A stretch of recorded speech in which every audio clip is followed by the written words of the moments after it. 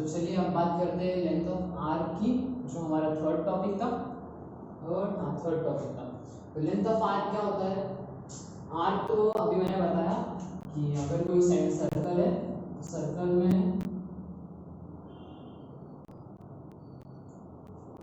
दो रेडाई जो है एक पार्ट को एनक्लोज किए हुए है, बीच में एक थीटा है। तो ये जो एक पोर्शन है इसे हम क्या कहेंगे? आर्क। एक कर्व जो ड्रॉ होगा वो आर्क कहेंगे। या इसमें दो टाइप के आर्क बनेंगे, एक है माइनर आर्क जो कि छोटा आर्क है, और एक है मेजर आर्क जो कि लेंथ में माइनर आर्क से काफी बड़ा है। तो लेंथ ऑफ आर्क क्या होगा? लेंथ मतलब डिस्टेंस। तो यहाँ से यहाँ तक का जो डिस्टेंस है या लेंथ है, डिस्टेंस तो नहीं, डिस्टेंस हमेशा क्या होता है? स्ट्रेट होता है ना। हाँ, तो यहाँ से यहाँ तक का जो लेंथ है उसे हम क्या कहेंगे? Length of arc. अब इसके लिए भी एक फॉर्मूला है, तो फॉर्मूले को डिराइव कैसे किया जाए वो हम देखते हैं कैसे कर सकते हैं। I hope area of sector अगर आपको समझ गया, एरिया ऑफ सेक्टर क्या होता है? Theta upon 360 into pi r square. तो ये आपको बहुत जल्दी समझ जाएगा। तो एक काम करते हैं, जैसा पिछले क्वेश्चन में 4 एग्जांपल लिए थे वैसा इसमें भी लेते हैं। ये पहला सर्कल, सेकंड, थर्ड, फोर्थ। तो पहला जो सर्कल है उसमें लास्ट टाइम क्या किए थे हम लोग कि वो जो रेडियस है वो पूरा ट्रैवल करके वहीं पे वापस आ रहा है। तो उसने कितना डिस्टेंस ट्रैवल किया? 2 पाई आर। तो इसमें जो लेंथ है वो कितना हो गया? 2 पाई आर हो गया। अब इस केस में कभी इसमें भी अगर देखें तो जब थीटा का वैल्यू 360 ना, थीटा का वैल्यू 360 ना, उसने यहाँ से ट्रैवल करके वहां से पूरा उतना डिस्टेंस ट्रैवल किया, मतलब उसने सर्कल का पूरा मेजर खत्म किया। तो थीटा का वैल्यू कितना मिला? 360। और जब उसने पूरा मेजर डिस्टेंस, पूरा जो यहाँ से यहाँ तक का जो लेंथ है उसने ट्रैवल किया, तो पूरा लेंथ ऑफ आर्क कितना बन जाएगा? l, वो बनेगा 2 पाई आर। इस केस में अगर देखें तो उसने हाफ ही डिस्टेंस कवर किया, मतलब 360 का हाफ डिस्टेंस कवर किया, मतलब थीटा का वैल्यू 180 डिग्री होगा और लेंथ कितना हो जाएगा? इस 360 का हाफ, मतलब हाफ इनटू 2 पाई आर। अगर इस ये वाले ऑप्शन में अगर उसमें 90 डिग्री कवर किया, थीटा का वैल्यू 90 डिग्री, तो 180 का भी हाफ, मतलब हाफ का हाफ कितना होता है? 1/4, 1/4 इनटू 2 पाई आर। अगर इससे थोड़ा और कम किया, जैसे अगर इस बार डायग्राम लॉन्ग हो गया, ये तो 90 का डायग्राम है ना, 4 क्वाड्रेंट्स,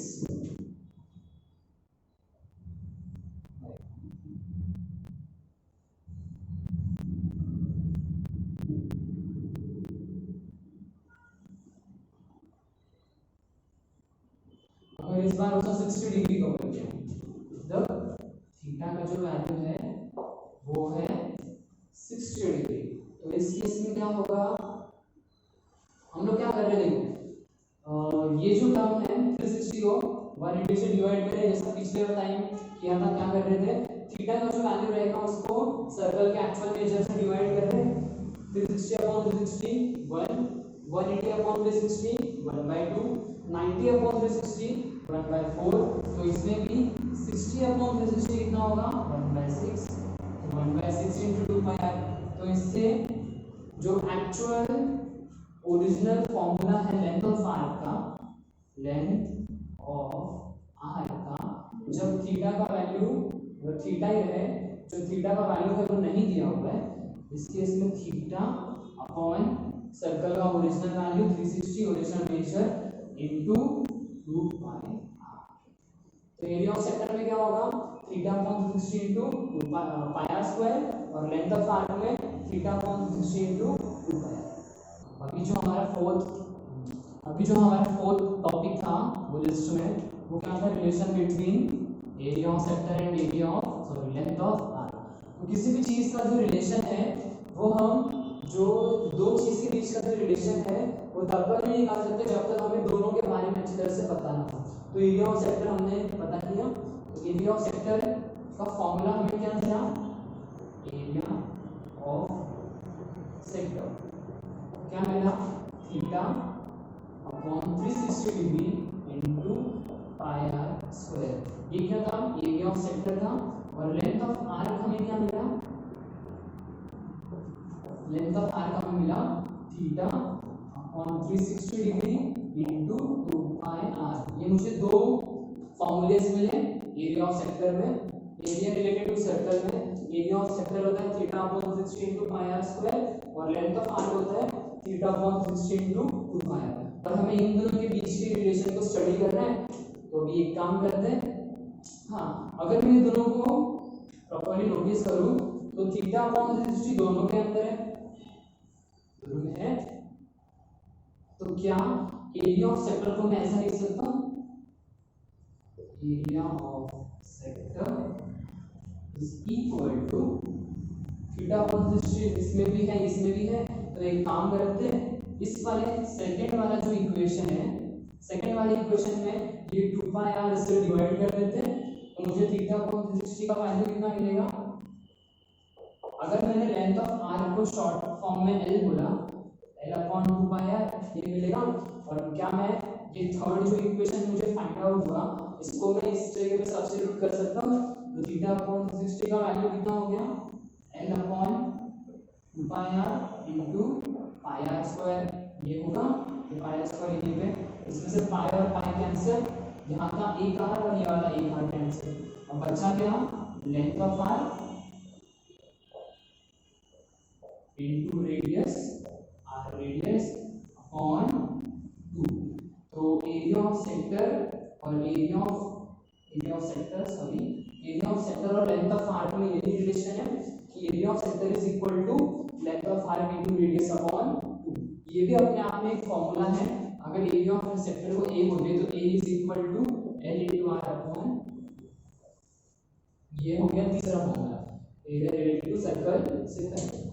तो 7.3 में जितने बेसिक कॉन्सेप्ट की रिक्वायरमेंट थी हम उससे क्लियर हो चुके हैं। पहला है area of sector is equal to theta upon 360 into pi r square. दूसरा फॉर्मूला हमने क्या पढ़ा, length of r is equal to theta upon 360 into 2 pi are.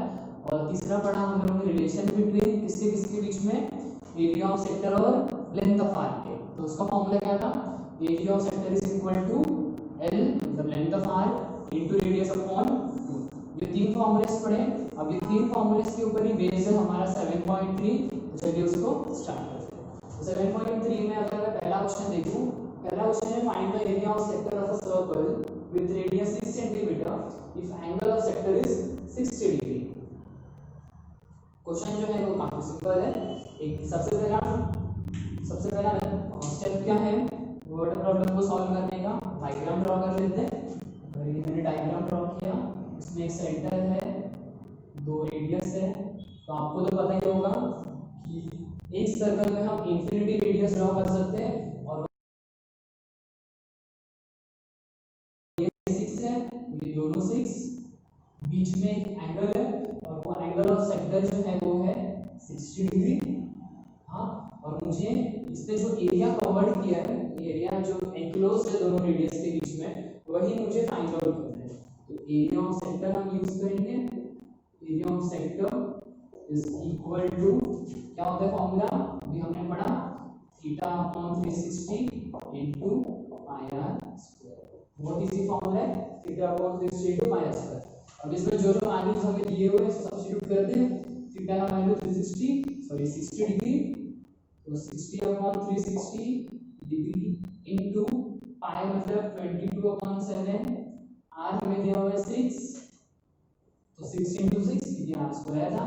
अब ये दोनों आपस में डिवाइड हो जाएंगे, मुझे मिलेगा 1/6, तो 22 × 6 6 36/7 × 6, ये दोनों आपस में कैंसिल, मुझे मिला 6, तो 22 × 6/7। अगर ये दोनों को मल्टीप्लाई किया जाए तो आंसर आएगा, if I am not wrong, 132 आएगा अपॉन 7। अगर मैं गलत नहीं हूं तो 132/7, और ये ये दोनों आपस में डिवाइड नहीं हो रहे, तो चाहो तो आप यहाँ तक भी लिख सकते हो या फिर अप टू 2 डेसिमल भी लिख सकते हो। अगर यहाँ तक ही छोड़ता हूँ तो 132 सेंटीमीटर स्क्वायर, 132/7 सेंटीमीटर स्क्वायर। तो ये हमारा इसी के साथ फर्स्ट क्वेश्चन हो चुका है। फर्स्ट क्वेश्चन काफी सिंपल था, आप देख सकते हो आंसर क्या आया 132/7 इंटू सेंटीमीटर स्क्वायर। चलिए सेकंड क्वेश्चन करते हैं। सेकंड जो क्वेश्चन है, सेकंड क्वेश्चन में क्या दिया हुआ है, the length of the minute hand of a clock is 14 centimetre, find the area swept by the minute hand in 5 minutes. ये क्वेश्चन काफी इंटरेस्टिंग है। क्वेश्चन है एक क्लॉक के बारे में। तो क्लॉक सर्कल होता है, तो एक सर्कल ड्रॉ कर लेते हैं जिसमें length of the minute hand of a clock is 14 centimetre. Minute hand जो है, मिनट का जो सुई है उसका जो लेंथ है वो 14 सेंटीमीटर है। और find the area swept by the minute hand in 5 minutes. तो वो मिनट के हैंड ने 5 मिनट में कितना एरिया कवर किया वो हमें फाइंड आउट करना है। तो 12, 3, 6 और 9 ऐसे कुछ घड़ी दिखता है। अब इसमें हार के हैंड का हमें वो नहीं दिया है ना कि कितना, मतलब वो कहाँ से स्टार्ट हो रहा है, तो हम अज्यूम कर लेते हैं वो 12 में स्टार्ट है। 12 बज के उसने कितना मिनट्स कवर किया है 5 मिनट्स, तो वो कहाँ रहेगा, ऑब्वियसली 1 पे रहेगा,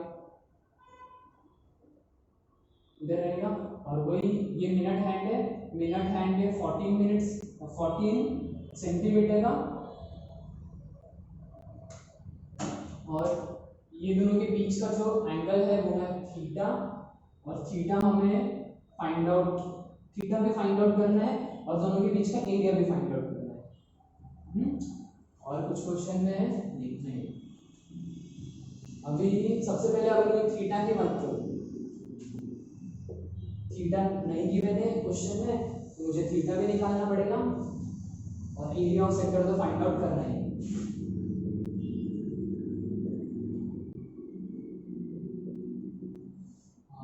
थीटा, अगर थीटा की बात करें तो इस सर्कल में, सर्कल का जो टोटल मेजर है वो कितना होता है 360। ये भी आपको सबको पता होना चाहिए 360 होता है, ये सबको पता है 360 होता है। और अगर मैं बात करूं मिनट हैंड की, तो मिनट हैंड स्टार्ट हुआ था 12 से, और उसने 12 से स्टार्ट हुआ था और उसने 5 मिनट्स कवर करके यहाँ पे है। और ये दोनों के बीच का जो थीटा है वो हमें फाइंड आउट करना है। तो अभी टोटल मेजर 360 डिग्री है और इस क्लॉक में टोटल नंबर्स कितने हैं 12, ठीक है। अगर ये दोनों को मैं डिवाइड करूं तो आंसर कितना आएगा 30 डिग्री। तो ये दोनों के बीच का जो एंगल है वो कितना है 30 डिग्री। मुझे थीटा का वैल्यू कितना मिल गया, theta is equal to 30 degree. अभी area of sector find out करना है। एरिया ऑफ सेक्टर का फॉर्मूला क्या होता है, theta upon 360 into pi r square.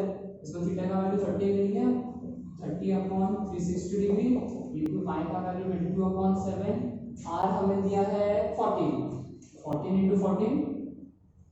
अगर अभी हमें काटा कट करें तो 1/6 हो जाएगा, ये हो जाएगा 2, 2 3 जा 2 7 जा, और कुछ कट हो रहा है नहीं, आंसर आ गया 22 इंटू 2 इंटू 7/3। अच्छा नहीं, सॉरी यहाँ पे 6 नहीं आएगा, यहाँ पे 12 आएगा। 60/66 होता है, लेकिन 30/60 3 12 36 ना, यहाँ पे 12 आएगा। जब मैंने इसको कट किया तो यहाँ पे 6 बचा, और फिर ये भी आपस में कट हो गया और यहाँ पे 3 बचा। तो आंसर क्या आया, ये यहाँ पे 11 है। तो 11 इंटू 2 इंटू 7/3, मतलब अगर डिवाइड करो समथिंग 11 2 22 और 22 7 154, तो आंसर आया 154।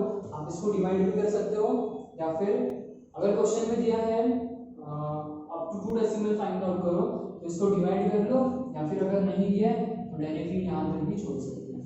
तो वो जो एरिया उसने कवर किया मिनट हैंड और हार हैंड के बीच में, वो जो एरिया था वो कितना था 154/3 सेंटीमीटर स्क्वायर।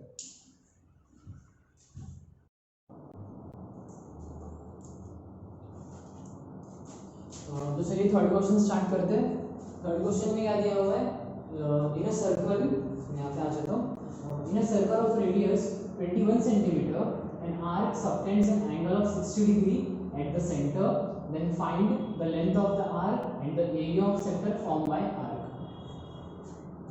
ये भी पिछले क्वेश्चन की तरह ही है, बट इसमें दो चीज फाइंड आउट करना है। पहला है लेंथ ऑफ आर्क और दूसरा है area of sector form by arc. सबसे पहला स्टेप डायग्राम ड्रॉ कर लेते हैं। ये मैंने डायग्राम ड्रॉ किया, इसमें रेडियस है 21 सेंटीमीटर, सेंटर से दो रेडियस सबटेंड जो है और दोनों के बीच में एक एनक्लोज्ड पार्ट है जो कि एरिया ऑफ सेक्टर है 60 डिग्री, 21 और 21। और हमें यहाँ पे दो चीज फाइंड आउट करना है, एक है दोनों के बीच का एरिया और एक है ये लेंथ ऑफ आर्क। सबसे पहले length of arc find out करते हैं, स्टार्ट करेंगे। अगर लेंथ ऑफ आर्क की बात करूं तो मुझे बताओ लेंथ ऑफ आर्क का फॉर्मूला क्या होता है, θ/60 इंटू 2 पाई आर, ये होता है।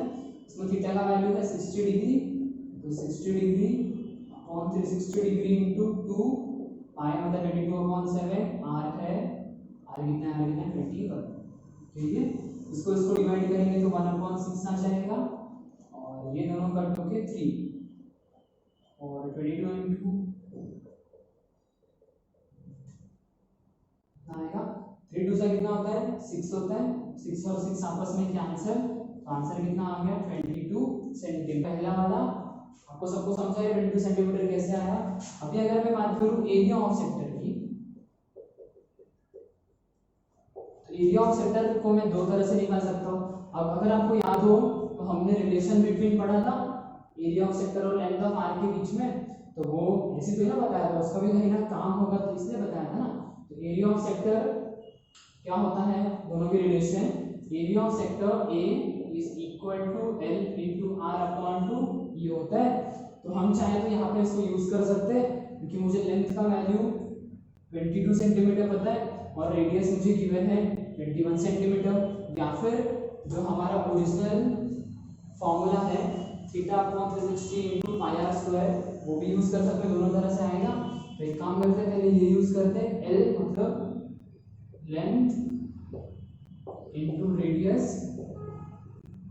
अपॉन 2, लेंथ मतलब 22 सेंटीमीटर और रेडियस है 21 अपॉन 2, ये दोनों 11 आ जाएगा, 2 1 सा 2, 2 11 सा 22, ये दोनों को मल्टीप्लाई करने पे 31 सेंटीमीटर स्क्वायर, ये आ गया। अभी अगर दूसरे मेथड से देखें तो area of sector θ/360 into pi r square, ये होता है। थीटा का वैल्यू है 60 डिग्री, तो 60/360 कितना आएगा 1/6, पाई मतलब 22/7 और आर स्क्वायर मतलब 21 इंटू 21। इसको अगर मैं कैंसिल करूं तो 7 1 से 7, 7 3 सा 21, 3 1 सा 3, 3 2 सा 6, 2 1 सा 2 और 2 11 सा 22, मतलब बचा क्या 11 into 21। अगर इसको मल्टीप्लाई करें सेम यही बच रहा है, आंसर आएगा 231 सेंटीमीटर। दोनों मेथड से आंसर वही आता है, लेकिन ये है आपको पता रहना चाहिए। देखो यहाँ पे मुझे क्या करना था, सिर्फ लेंथ और रेडियस को मल्टीप्लाई करना था, लेकिन इसमें थोड़ा ज्यादा लंबा स्टेप था। तो कहीं कहीं पे अगर आपको फॉर्मूला याद है क्विकली तो आप जल्दी तरह से कर सकते हो। बस इसमें एक एग्जाम्पशन क्या है कि आपको लेंथ का वैल्यू दिया हुआ रहना चाहिए।